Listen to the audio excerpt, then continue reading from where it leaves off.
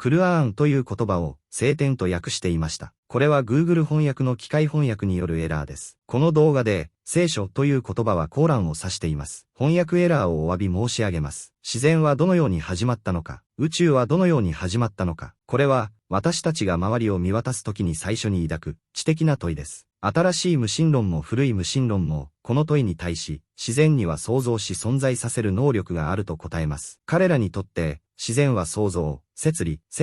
創造のすべてを司るものであり、すべてを自然のせいにしています。不可知論者のカール・セーガンが言うように、彼らにとって自然はすべてであり、自然以外には何もありません。無神論者にとって、自然は存在における唯一の意味です。ダーウィンの仲間であり、ダーウィンのブルドッグと自称することを好んだトーマス・ハクスリーでさえ、自然を、ネイチャー、自然の貴婦人と呼んでいました。無神論者にとって、神以外で最も大きな偶像となったのが自然なのです。自然は、人類の不信仰の歴史において最も巨大な偶像です。無神論の本質は多神教であり、物質的な自然に創造し、存在させ、管理する能力を帰属させているからです。だからこそ、有名な無神論者リチャード・ドーキンスは自然を、盲目の時計職人と呼んでいます。彼らにとって、自然は創造し、生み出すのです。この無神論の偶像崇拝的な側面は、それが歴史を通じて現れた他の多神教に分類されることを意味します。フサム・ハーミド博士はこう述べています。無神論者は奇弁の山に登り、その頂点を極めようとしたとき、最後の岩に阻まれた。そして登り切ると、何世紀も前から同じ場所に座っていた一群の多神教徒を発見した。無神論者が無神論の山を登り切り、その頂点に達した瞬間に、彼は自らの無神論の多神教性を発見するのです。無神論は自然の力と必然性を信じますが、これはまさに多神教徒が崇拝する石の断片の力を信じるのと同じです。これが無神論的な自然観であり、万物を存在させる自然の責任です。しかし、20世紀に私たちは驚くべき科学的事実を発見しました。それは、自然には始まりがあり、それ自体で完結していないということです。今日では、この宇宙が時間も空間もない状態から、突然現れたということが自明の理となっています。自然は突然現れたのです。自然は永遠ではありません。今日の物理学者たちの間では、宇宙には始まりがあるという点で意見が一致しています。ある瞬間、宇宙の物質が現れ、時間も空間も存在しなかった後に、時間と空間が現れました。これは科学的な相違です。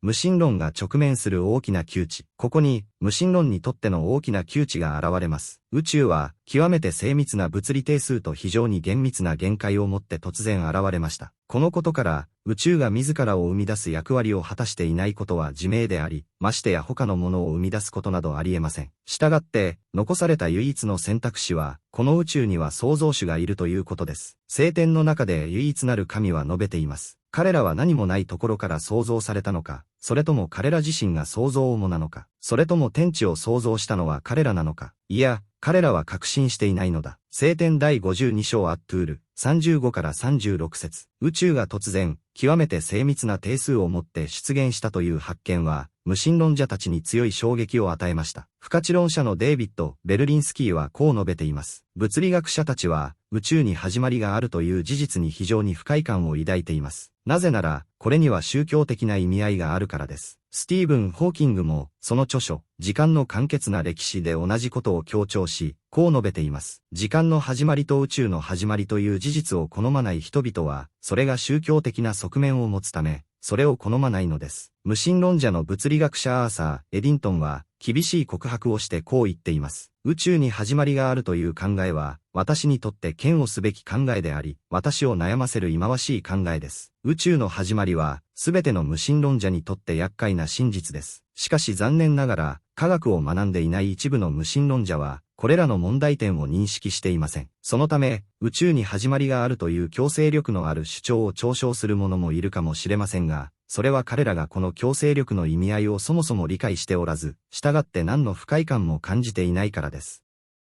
宇宙出現以前の法則が、私たちの宇宙の創造に役割を果たした可能性は、まず最初に、これは聖典の中で唯一なる神が述べられているように、遠い場所から不可視の世界に石を投げつける、聖典第34章サバ、53節、ようなものです。彼らは不信仰のために、何の証拠も根拠もなく、不可視の世界に石を投げつけざるを得ないのです。次に、私たちの宇宙の前に物理法則が存在した、という考えは、科学的に馬鹿げたものです。なぜなら、私たちの宇宙が出現する以前には、前という言葉が存在しないからです。前という言葉は時間に結びついており、宇宙は時間のない状態から出現したと先に述べました。したがって、物質的で自然な世界には、前という言葉の存在はありません。仮に無神論者が、私たちの世界の前に法則が存在したと仮定したとして、それで、宇宙はどこから来たのかという問いに答えたことになるでしょうか。いいえ、次の問いが残るでしょう。これらの法則の源は何なのか。それらを定めたのは誰か。それらに機能を与えたのは誰か。かつて一部の無神論者が私たちの宇宙の前に存在したと仮定した重力の法則の源は何なのか。それを定めたのは誰か。さらに、重力の法則は特定の出来事の数学的記述であり、その出来事そのものではありません。簡単に言えば、重力の法則は物体が落下する理由や物体の動きを説明しますが、物体がどこから来たのかを説明するものではありません。むしろ、それは物体を存在させたものではないのです。重力の法則は、ビリヤードの球を生み出すことはありません。それは、球が地面に落ちた時の動きを記述するだけです。重力の法則は、孤立した存在ではありません。独立したものではなく、自然現象の記述に過ぎないのです。しかし、無神論者は、重力の法則の存在だけでビリヤードの球、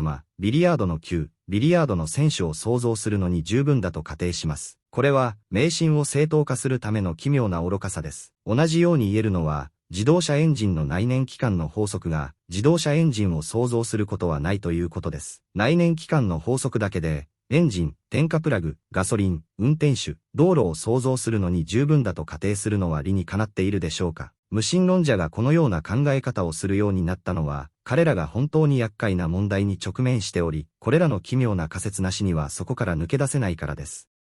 将来、宇宙がどのように現れたかを知るかもしれない。これは、未来への訴えと呼ばれるもので、無神論者が陥る最大の誤謬です。無神論者の本音はこうです。将来、私の不信仰を裏付けるものが現れることを期待して、私は不信仰でいよう。私が存在しない未来に現れるかもしれない証拠のために、私は不信仰でいよう。そして、その未来の無神論者たちも同じ誤謬に陥るでしょう。未来こそが、彼ら全員をからかい、嘲笑うことができる存在なのです。聖典の中で唯一なる神は述べています。そして、彼の呼びかけが受け入れられた後も、神について論争する者たちの議論は、彼らの主のお前で無効であり、彼らには怒りがあり、彼らには厳しい懲罰があるだろう。聖典第42章アッシューラー、16節。現象を創造主を示すその本来の意味で解釈することを妨げるために、推測や仮説に頼るのは、決して理にかなったことではありません。別の言い方をすれば、これほどまでに完璧な秩序をもって出現した宇宙の出現を、すべてを完璧に作り上げた存在を示すその本来の意味で解釈することを妨げるために、